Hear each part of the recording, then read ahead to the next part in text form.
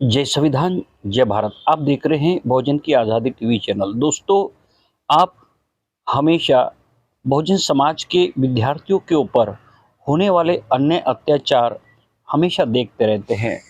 यूनिवर्सिटियों में अनुसूचित जाति जनजाति के लोगों को प्रताड़ित किया जाता है, उनके साथ में अमानवीय व्यवहार किया जाता है, उनको पढ़ाई से रोका जाता है, उनके विकास से रोका जाता है, उसके मान सम्मान प्राप्त करने, ऊंचा स्थान प्राप्त करने से रोका जाता है। दोस्तों, ऐसा इस देश में क्यों हो रहा है? और इसका शिकार हुआ हैदराबाद का रोहित वेमुला, जो एक बहुत अच्छा स्कॉलर था। और उसको ये नौबत क्यों आई है क्योंकि जो उसको सुसाइड करना पड़ा? क्या वजह है? दोस्तों, यह बात सोचना है। क्या शेड्यूल कास्ट और शेड्यूल ट्राइब के लोगों को अच्छे स्कॉलर नहीं बनने देना है या नहीं बनना चाहिए? ऐसा कौन कौन सी विचारधारा है कि जो इस समाज के लोगों को रोकने के लिए उनके विद्यार्थियों को ऐसे मजबूर किया जाता है कि जो सुसाइड कर ले, या तो उसकी कोई भी सुसाइड के बहाने हत्या की जाती है। यह रोहित वेमुला के बाद में यह एक पायल तड़वी नाम की स्टूडेंट है और डॉक्टर है वो। उनके साथ में भी यही व्यवहार हुआ होगा और उसकी भी मजबूरी होगी कि उसकी आत्महत्या या मर्डर। दोस्तों, ऐसा इसी समाज के साथ क्यों हो रहा है? यह कौन सोचेगा? इसके ऊपर विचार विमर्श कौन करेगा? कौन ये ऐसे बातों के ऊपर संशोधन करेगा? कौन ऐसे बातों पर लोगों में एक जागरूकता लाएगा? तो इसीलिए यह वारंवार होते रहे। एक एक जो विद्यार्थी है, जो स्कॉलर है, जो टॉप लेवल के जो बहुजन समाज के लोग, जिनकी अच्छी सी प्रतिभाशाली जो विद्यार्थी है, उनको खत्म किया जा रहा है, समाप्त किया जा रहा है।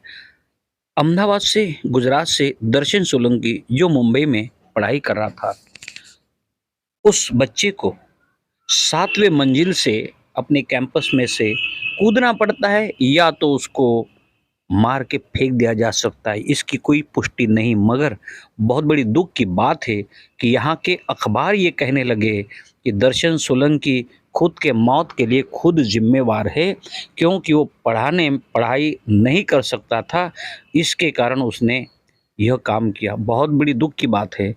फिर डॉक्टर प्रीति, जो तेलंगाना के एक मेडिकल कॉलेज के पढ़ने वाली आदिवासी समाज की एक छात्रा प्रीति ने आत्महत्या कर ली। हालांकि डॉक्टर प्रीति ने सीनियर्स द्वारा प्रताड़ित किए जाने की शिकायत अपने पुलिस से की थी, मगर पुलिस ने कोई कार्रवाई नहीं की, क्योंकि वो पछात समाज की लेडी है, लड़की है, वो स्टूडेंट है।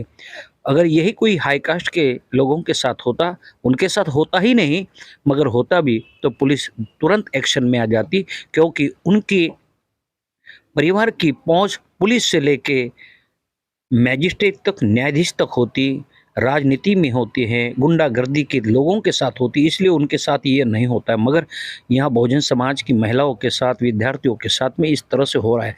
हाल में बहुत से, आपको पता है कि 2016 से लेकर आज तक रोहित वेमुला, पायल तड़वी, अभी गुजरात के दर्शन सोलंकी, और इसमें महिलाओं के साथ में हमारे समाज की विद्यार्थियों के साथ यौन उत्पीड़न भी ऐसे कई आरोप सामने आ रहे हैं। दोस्तों, ऐसा क्यों हो रहा है? क्योंकि इस समाज को, ये जो सवर्ण जाति के जो लोग हैं, यह बिल्कुल खिलौने जैसे समझते हैं। इनकी ज़िंदगियों के साथ इस तरह से खेलते जैसे कोई मार्केट से लाकर खिलौने खेल रहे हैं। इस तरह से निर्दयतापूर्वक इनके साथ में अन्याय अत्याचार करते, और यह फिर बड़े शान से कहते हैं कि हम सारे हिंदू एक हैं, हम देश में एक है। कौन है वो ऐसे कहने वाले लोग? और कौन है ऐसे जो लोग जो ये विद्यार्थियों के साथ में ऐसे घटिया हरकतें करते और उनको रैगिंग के नाम से और उनको शोषण किया जाता है, और उस शोषण के दौरान उनको अपने जान से हाथ धोना पड़ता है, और ये कहा जाता है कि इनके ज़िम्मेदार ये खुद है, क्योंकि ये पढ़ने में बड़े कमज़ोर होते हैं, ये आरक्षण के कारण वहाँ जाते हैं। और इस तरह से आरक्षण का सहारा लेकर बच्चों को टॉर्चर किया जाता है। कौन से लोग हैं वो जिनको आरक्षण नहीं मिल रहा है? आज 10% आरक्षण तो सवर्ण जातियों को भी मिल रहा है, तो क्या उन्होंने भी आत्महत्या कर लेनी चाहिए? क्या आरक्षण के कारण, जाति के कारण अगर विद्यार्थियों को टॉर्चर किया जाता है, उनको उनके पढ़ाई में दखल-अंदाज किया जाता है, तो ये बच्चे और क्या करेंगे? तो दोस्तों, डॉक्टर पंपोश यह भी एक लेडी थी और उसने पंजाब से थी जिन्होंने अपनी आत्महत्या कर दी या तो उनका मर्डर हुआ, यह तो पुष्टि करना शक्य नहीं है, ये अशक्य है।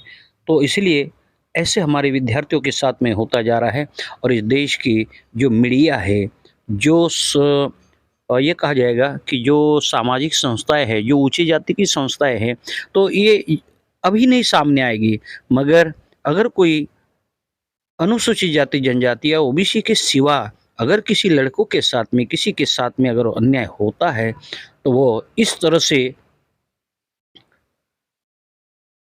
लोगों को रोष पैदा करेंगे, ऐसे टीवी चैनलों में दिखाने की कोशिश करेंगे कि देखो ये बहुत बड़ा अन्याय हो रहा है, ऐसा होना नहीं चाहिए। टीवी चैनलों में अलग-अलग प्रकार के डिबेट डिस्कस करते हुए लोगों में प्रचार करते कि देखो ऐसा नहीं होना चाहिए, ये लड़की है और इस तरह से। मगर बहुजन समाज के लड़कों और लड़कियों के साथ में, विद्यार्थियों के साथ में ये जो घिनौना षड्यंत्र हो रहा है, इसके पीछे एक ही कारण है कि आप उसके ये वीडियो में देख रहे हैं कि एक एकलव्य लिखा है और एक इधर में राम जी का चित्र है दूसरा, जिसके हाथ में कटा हुआ सिर है।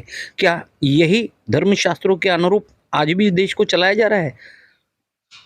अंगूठा इसलिए काटा गया है ताकि वह धनुर्धर ना बन सके और क्षत्रियों से ज़्यादा धनुर्धर बनना शूद्र अतिशूद्र के लोगों को कोई अधिकार नहीं है। तो यही धर्म की सीख है, यही शिक्षा है। तो इस देश के एससी, एसटी, ओबीसी समाज के लोगों को यह समझना होगा कि द्रोणाचार्य आज भी जिंदा है, जो आपके बच्चों को पढ़ने से रोका जा रहा है, विद्या से रोका जा रहा है, ज्ञान संपादन करने से रोका जा रहा है, चाहे वो महाभारत का एकलव्य हो या रामायण का शंबुक हो।